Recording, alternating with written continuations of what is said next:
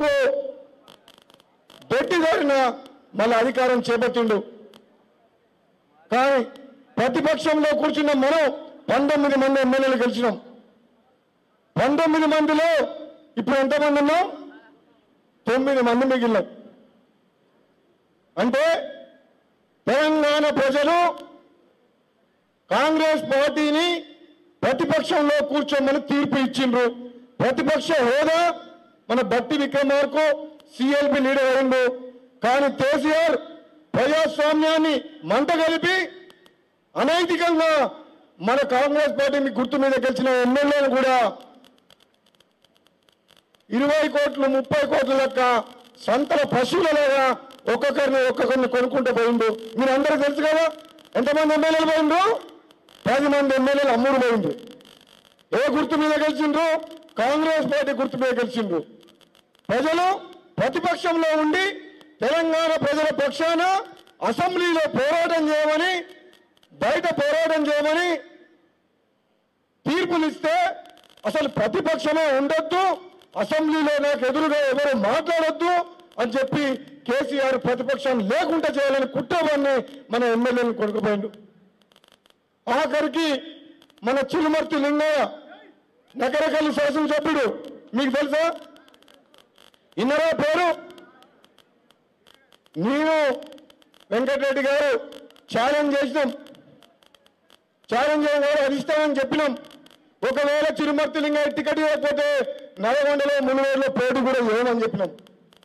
అధిష్టానాన్ని గట్టిగా చెప్పి టికెట్ ఇప్పించి గెలిపిస్తే ఆఖరికి ఒక కుటుంబ సభ్యుడు లేకున్న చిరుమర్తి లింగయ్యను కూడా కేసీఆర్ కొనుక్కుపోయిండు. అమ్ముడు పోయేటోనికి సిగ్గు లేదు, కొనేటోనికి సిగ్గు లేదు. ఇంత దారుణం ఎక్కడైనా ఉంటుందా? మీరు చెప్పండి, ఇంత దారుణం ఉంటుందా? చిరుమర్తి లింగయ్య ఎవరు మనిషి అంటే ఎవరు టికెట్ ఇప్పించిండ్రు, ఎట్లా గెలిచిందంటే ఎవరి ముఖం చూసి ఓట్లు నేను దగ్గరికి వెళ్ళి ఏ చిన్నపిల్లగాన్ని అడిగినా కోమటిరెడ్డి బ్రదర్స్ లేకపోతే చిరుమర్తి లింగయ్య లేదంటారు. అవునా కదా? అటువంటి చిరుమర్తి లింగయ్యని చిన్నప్పటి నుంచి పెంచి పెద్ద చేసినాం. అటువంటి వాడిని కూడా మా నుంచి దూరం చేసి వీళ్ళని కోమటిరెడ్డి బ్రదర్స్ ని బలహీనం చేయాలనుకుంటూ 4 సార్లు ఎమ్మెల్యే గెలిచిన వెంకటరెడ్డి గారిని పగబట్టి కక్ష కట్టి నల్గొండలో ఓడగొట్టిండు. 4 సార్లు గెలిచిన మనిషిని 100 కోట్లు ఖర్చు పెట్టి నల్గొండ ఎమ్మెల్యేగా ఓడగొట్టిండు, అధికారాన్ని డబ్బు పెట్టి. ఒకవైపు సోదరుడు వెంకటరెడ్డి గారు ఓడిపోయిన బాధ, ప్రభుత్వం అధికారంలోకి రాలేదు, మనం కష్టపడి నాకు 3 ఏళ్ళ ఎమ్మెల్సీ పదవి ఉండే, 3 ఏళ్ళు ఉండేనా? ఇంకా 3 ఏళ్ళు ఉంటే ఈ మునుగోడు నియోజకవర్గ అభివృద్ధికి నోచుకోలేదు. ఇక్కడ కాంగ్రెస్ పార్టీ కార్యకర్తలకు సరైన నాయకత్వం లేదు. మీరు వస్తే ఈ ప్రాంతం బాగుపడతాయంటే ఆ 3 ఏళ్ల పదవికి రాజీనామా చేసి మీ ముందుకు వస్తామని ఆశీర్వదించి నన్ను గెలిపించిండ్రు. పదవి కోసం రాలేదు అని 100 సార్లు చెప్పిన.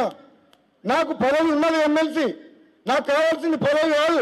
ఈ మునుగోడు ప్రాంతాన్ని అభివృద్ధి చేయాలి, కాంగ్రెస్ పార్టీ కార్యకర్తలకు అండగా ఉండాలి, ప్రతి పేదవాడికి ఒక కుటుంబ సభ్యుడిగా ఒక పెద్ద కొడుకులాగా ఉండాలని చెప్పి నేను నిర్ణయం తీసుకొని వచ్చిన.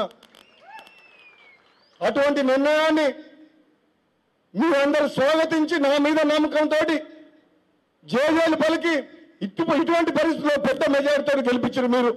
అందుకనే అంటున్నా, మీకు ఈ జీవితంలో కాదు, ఈ జన్మకు కాదు, జన్మలకు మునుగోడు ప్రజలకు, నన్ను గెలిపించిన ప్రజలకు రుణపడి ఉంటా అని చెప్పి. కానీ ఇప్పుడున్న పరిస్థితి చూస్తే దుర్మార్గమైన కేసీఆర్ ముఖ్యమంత్రి ఒక నియంత్రణగా పరిపాలించుకుంటూ ఒక ఎమ్మెల్యే కాదు ప్రతిపక్షం అనేది లేకుండా చేయాలని కుట్ర పన్నుతున్నాడు. మీరు దయచేసి అర్థం చేసుకోండి. చాలా మంది నాయకులు మన వాళ్ళు అంటున్నారంట, టీఆర్ఎస్ లో పోతాం ఏం పని అయితే లేదు కదా అంటున్నట్ట. అంటున్నా కూసుకుంట్ల ప్రభాకర్ రెడ్డిని ఓడగొట్టిన వాళ్ళు మళ్ళీ ఆయన నాయకత్వం ఎట్లా పనిచేస్తామంటారు? కూసుకుంట్ల ప్రభాకర్ రెడ్డి అనే వ్యక్తి ఒక పైరవికారు, ఒక చిన్న వ్యక్తి, హాస్టల్ వాడను, 3 సార్లు సస్పెండ్ అయిన కోడిగుడ్లు అమ్ముకుంటే 3 సార్లు, ఒకసారి బియ్యం అమ్ముకున్నందుకు, ఒకసారి పప్పు నిప్పులు అమ్ముకున్నందుకు ఒకసారి కోడిగుడ్లు అమ్ముకున్నందుకు చిన్నపిల్ల హాస్టల్లో వెల్మ కన్నెల హాస్టల్ వార్డెన్గా 3 సార్లు సస్పెండ్ అయింది. నేను వచ్చిన తర్వాత పార్టీ గీటీ లేదు, రాజగోపాల్ రెడ్డి వస్తే మా బతుకులు బాగుపడతాయి, మా కుటుంబం బాగుపడుతుంది, మా అన్నదమ్ములు బాగుపడతారు, ఈ ప్రాంతం అభివృద్ధి చెందుతాయని చెప్పి మీరు అందరు నమ్మే కదా నాకు ఓటేసింది. మన ప్రభుత్వం రాలే, నాకు కూడా బాధ అనిపిస్తుంది. నేను ఎన్నో చెప్పిన ప్రజలకు మీ గ్రామాలను అభివృద్ధి చేస్తా, మీకు రోడ్డు సౌకర్యం కల్పిస్తా, మంచినీళ్ళు తీసుకొస్తా, మీ ప్రాంతంలో ప్రతి ఎకరాకు సాగునీరు తీసుకొస్తా అని చెప్పి ఎన్నికల సందర్భంగా చెప్పిన సోదరులారా, నేను చెప్తున్నా ఈరోజు నేను అంటున్న మాటకు కట్టుబడి ఉన్నా. ఎవరు కూడా అనుమానం పెట్టుకోవాల్సిన అవసరం లేదు. చోటా మోటా నాయకులు కొందరు పైరవుల కోసం, స్వార్థం కోసం టీఆర్ఎస్ పండుగ కప్పుకోవడం చూస్తున్నారు. ఏదో వంక పెట్టుకొని, ఏ వంక అంటే సార్ ఫోన్ చేసి ఎత్తలేదట, నేను ఫోన్ ఎత్తకపోతే టీఆర్ఎస్ పార్టీలో పోతాట. ఇంకో ఆయన ఫోన్ చేసి మీ సతీష్ దగ్గర పోతే మాట్లాడదంటున్నాడు. ఏ వంక అంటే ఏ వంక పోయటైనా చక్కగా పోకుండా ఏదో ఒకటి రాయేసిపోదామని చెప్పి రాజగోపాల్ సార్ ఫోన్ ఎత్తలేదు. మా ఊర్లో బొడ్రాయి పండుగకు పిలిస్తే రాలేదు, మా ఊర్లో జాతరకు పిలిస్తే రాలేదు, నాకు కొడుకు పెళ్ళి. పార్టీ మారుతానికి కూడా కారణం అదేనా? ప్రజల కోసం వచ్చిన మనిషిని ఈ ప్రాంతాన్ని అభివృద్ధి చేయాలనే ఏకైక లక్ష్యంతో మునుగోడు ఎమ్మెల్యేగా వచ్చిన తప్పితే ఏ ఒక్క కారణం స్వార్థం కోసం రాలేదు. మీ బాగోగుల గురించి ఎక్కడున్నా ఎప్పుడైనా 24 గంటలు మీ గురించి ఆలోచిస్తారు చెప్తే, నేను కూసుకుంట ప్రభాకర్ రెడ్డి పొద్దున లేస్తే 6 గంటలకే మొదలు పెడితే కళ్యాణ లక్ష్మి చెక్కు కూడా ఇంటింటికి పోయి ఇచ్చొచ్చిండు. మరి ఆయన ఎందుకు గెలవలేదు? మరి కూసుకుంట్ల ప్రభాకర్ అనే వ్యక్తి కళ్యాణ లక్ష్మి చెక్కు కూడా అధికారులు కాదు ఆయనే ఇంటికి పోయి ఇచ్చొచ్చిండు. అంటే ఓట్ల కోసం రాజకీయం, ఓట్ల కోసం రాజకీయం చేసేటోడు నాయకుడు కాడు. మానవత్వంతో పేదల కోసం కష్టపడేటోడు నాయకుడు అవుతాడు. నేను ఏనాడు కూడా పదవి కోసం, ఓట్ల కోసం మాట్లాడలేదు. పని ఉంటే ఒక తీరుగా, పని లేకపోతే ఒక తీరుగా కాదు. ఎప్పుడు కూడా ఒకటే తీరే ఉంటా. అధికారంలో ఉన్నా, ఓడిపోయినా, గెలిచినా, పదవి ఉన్నా లేకపోయినా ప్రజల కోసం ఎక్కడ ఉన్నా నేను అహర్నిశలు ఆలోచిస్తా. స్వార్థం కోసం పనిచేసే కొందరు వ్యక్తులు ఏదో ఒక వంక పెట్టుకొని ఆయన స్వార్థం కోసం పార్టీ మారుతారు తప్పితే నిజంగా ఈ రోజు ఒక బొలగోడు కాదు, నల్లగొండ జిల్లా కాదు, మొత్తం తెలంగాణలో కోమటిరెడ్డి సోదరులకు ఉన్న పేరేంటో మీకు తెలుసు. కాంగ్రెస్ పార్టీ కార్యకర్తల కోసం, పేదల కోసం, ఏ తెలంగాణ రాష్ట్రం కోసం కోమటిరెడ్డి వెంకటరెడ్డి గారు మరో పదవి త్యాగం చేస్తే నేను పార్లమెంట్ లో పోరాటం చేసి కిరణ్ కుమార్ రెడ్డి తోటి ఆనాడు ఎంపీలతో కలిసి పార్లమెంట్ లో తెలంగాణ బిల్లు పెట్టించిన, తెలంగాణ రాష్ట్రం కోసం కొట్లాడినా.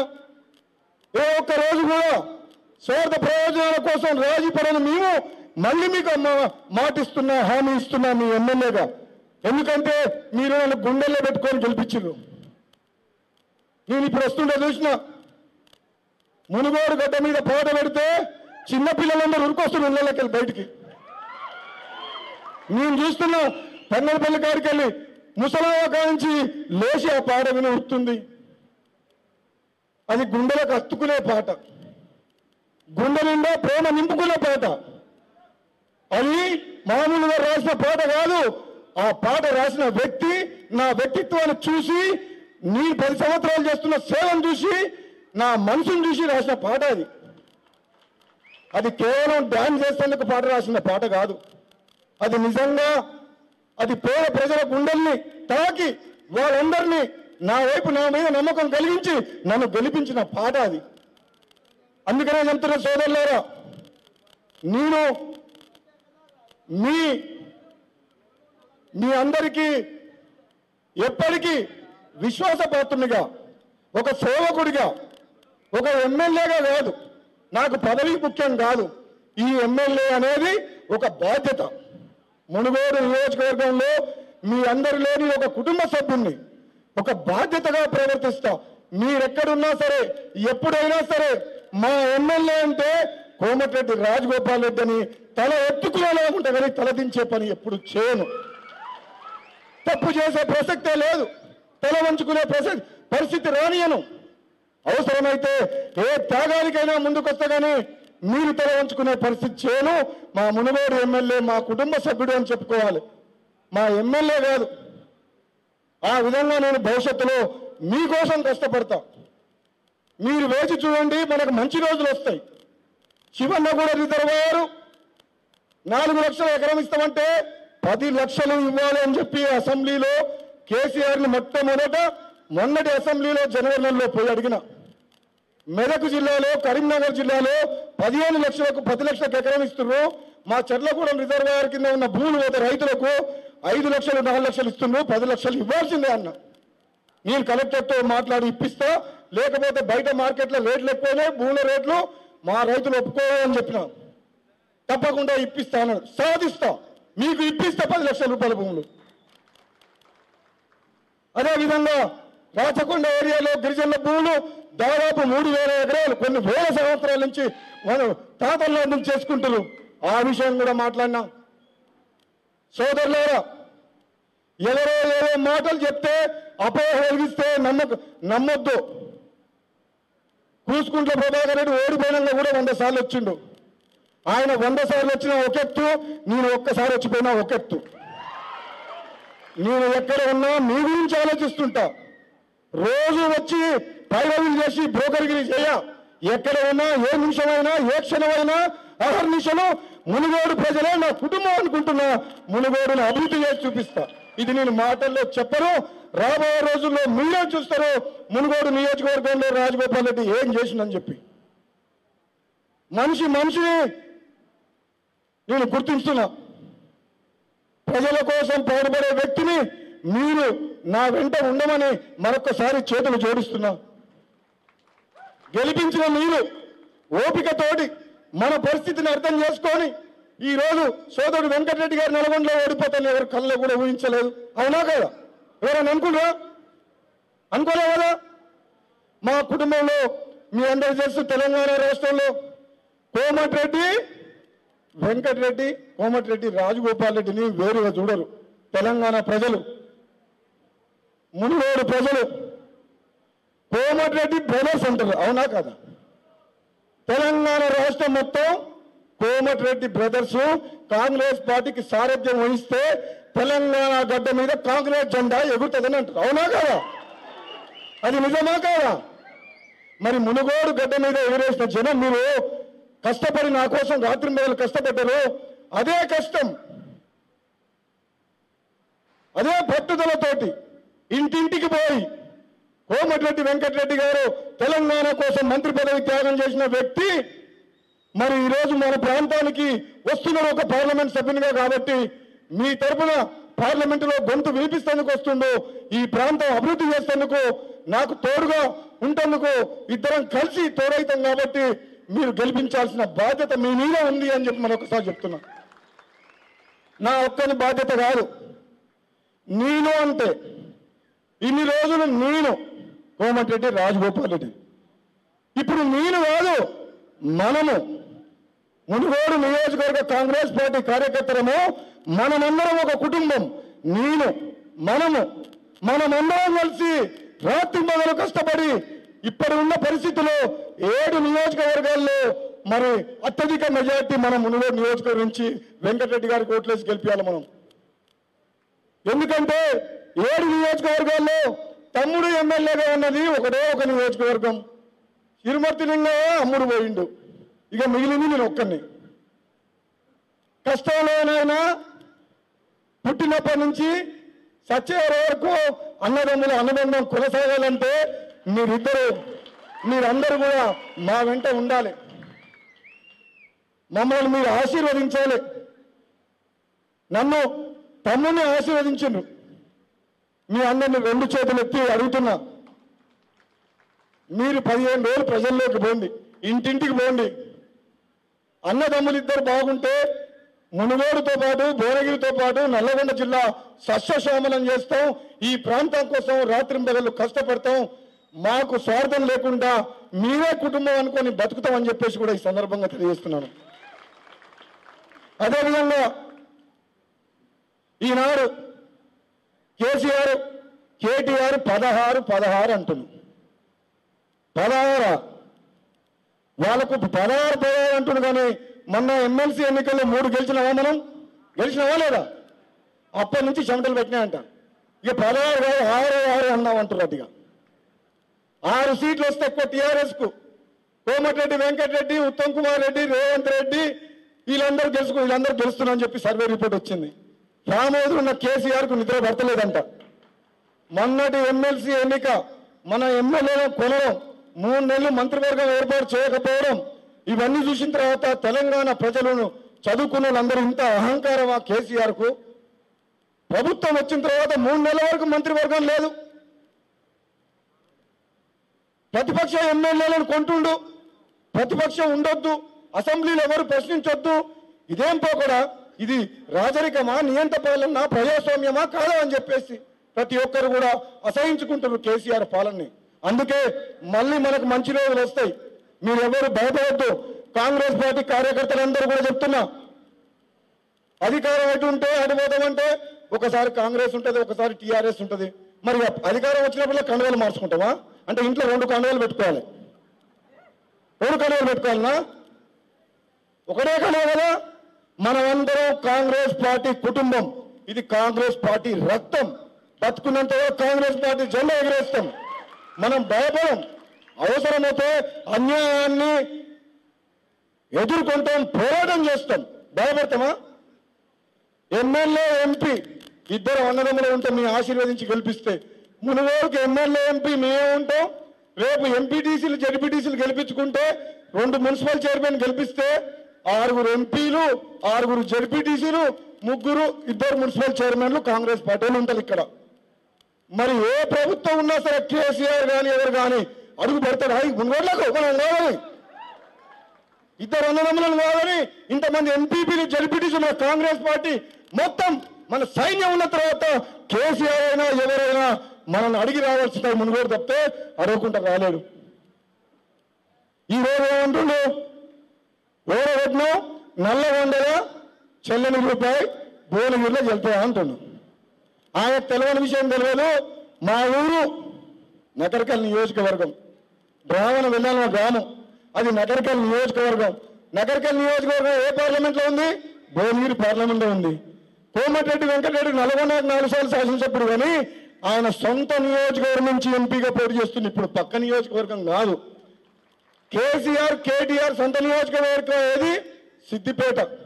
తండ్రేమో గజ్వేల్ పోయిండు, కొడుకేమో సిరిసిల్ల పోయిండు. మరి దమ్ముంటే మీ ఇద్దరిట్లో ఎవరో మీ అల్లుడు హరీష్ రావు మీద పోటీ చేసి గెలవమని చెప్పి చెప్తాం. దమ్ముందా? కేసీఆర్ కానీ కేటీఆర్ కానీ సిద్దిపేట పోయి హరీష్ రావు మీద గెలుస్తారా? గెలవకనే అక్కడ పోయిరు. మరి ఆ రూపాయి ఎట్లా చెల్లుతుంది?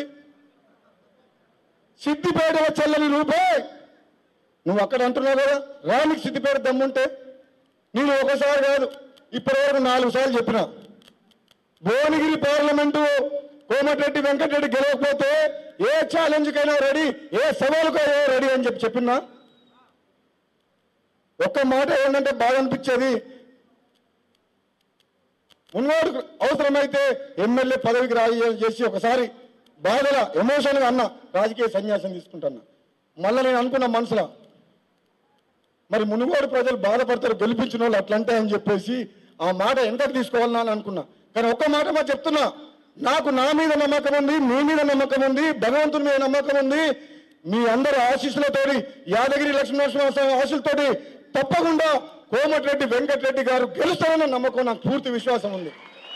1000 కోట్లు ఖర్చు పెట్టిన కేసీఆర్ అధికారం, డబ్బు ఎంత చేసినా సరే మన భువనగిరి నియోజకవర్గ ప్రజలు కోమటిరెడ్డి వెంకటరెడ్డి గారు కానీ నేను కానీ గతంలో తెలంగాణ కోసం కానీ పేద ప్రజలకు మానవత్వం చేసిన సేవలు కానీ అభివృద్ధి కానీ ఇవన్నిటిని దృష్టిలో పెట్టుకొని మాకు ఒక మానవతా దృక్పథంతో ప్రేమతోటి పార్టీలకు అతీతంగా కోమటిరెడ్డి వెంకటరెడ్డి గారిని గెలిపిస్తారన్న నమ్మకం పూర్తి విశ్వాసం నాకుంది. కాబట్టి నేను చెప్పినా దేనికైనా రెడీ, ఒకవేళ దమ్ముంటే ఓడగొట్టండి, నేను దేనికైనా రెడీ అని సవాలు విసిరినా. కానీ ఇప్పటి వరకు ఎవరు ముందుకు రాలే. కేసీఆర్ కానీ కేటీఆర్ కానీ నేను జగదీశ్వర్ రెడ్డితో సవాల్ చేయ, బూరవర్సాయితో సవాల్ చేయ. ఎందుకు చేయొద్దంటే కేటీఆర్ ఒకసారి మీటింగ్లో చెప్పిండు, మా ఎంపీల ముఖం చూడొద్దు, మా నాయన ముఖం చూసి ఓటేయమని చెప్పిండా? అవునా కదా? అంటే బూరవర్సాయి డమ్మి క్యాండిడేట్, బూరవర్సాయి ముఖం చూసి ఓటేయకుని మా నాయన ముఖం చూసి ఓటేయమని చెప్పిండు. అంటే అర్థమైంది టిఆర్ఎస్ పార్టీలో ఎమ్మెల్యేలు ఎంపీలు మంత్రులు అందరూ డమ్మిలే, ఒక కేసీఆర్ కేటీఆర్ తండ్రి కొడుకులే, రాజు యువరాజు, మనమంతా ప్రజలు, ఇది రాజ్యం, ఆ రాజ్యానికి రాజు ఆయన, అంతేనా? ఎమ్మెల్యేలు మనుషులు వారు, వాళ్లకు ఆత్మగౌరవం లేదు, ఎంపీ క్యాండిడేట్లకు ఆత్మగౌరవం లేదు, వాళ్ళ ముఖం చూసి వేయాలి. మరి వీళ్ళెందుకు మరి అదేలా? మరి 16 సీట్లలో వాళ్ళ నాయన నిలబడండి రాదు ఎంపీ క్యాండిడేట్గా, అట్లా ఉందా? ఆయన వీళ్ళ ముఖం చూడాలంటే ఆయన చూడాలన్నప్పుడు ఆయనే 16 ఎంపీ సీట్లలో నామినేషన్ వేయాలి. దయచేసి అర్థం చేసుకోండి, ప్రజాస్వామ్యాన్ని కాపాడాలి, ప్రశ్నించే గొంతు కావాలి, ఎదిరించే గొంతు కావాలి, దమ్మున్న నాయకుడు కావాలి, ధైర్యం ఉన్న నాయకుడు కావాలి.